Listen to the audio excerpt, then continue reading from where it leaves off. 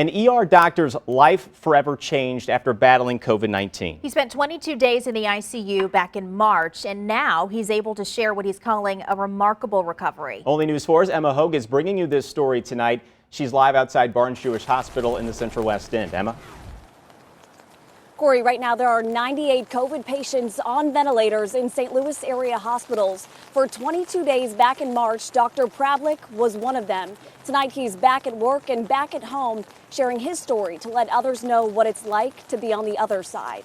You have to really have a heart-to-heart, because you have to tell them, if it's hopeless, then, let me go. Just a few of the words Dr. Larry Pravlik said to his son before spending nearly a month on a ventilator in the ICU.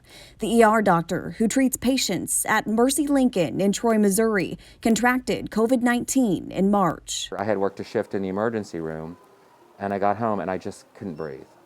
I was clutching at my chest and I was about ready to pass out. The 58-year-old with mild asthma was admitted to Mercy in Creve Coeur. Just 10 hours later, he was in a coma. And the last thing I said to the intensivist who came up to me, I said, I don't want to die. After 22 days on the ventilator, Dr. Pravlik started improving, but he'd lost nearly 50 pounds and most of his muscle mass. He was weak and could barely stand. The first time I stood up, I couldn't stand up.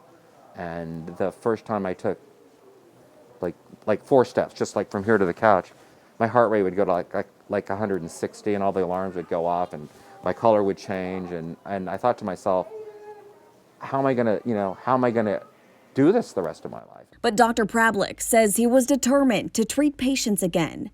Following months of rehab and training in the gym, Dr. Pravlik is back at work. I cried walking from the car, into the doors, because I said, I never thought I was going to do that. Determined to help win the fight against COVID-19, this survivor reflects on the incredible sense of empathy he has for his patients and the newfound appreciation he has for his career. It's real.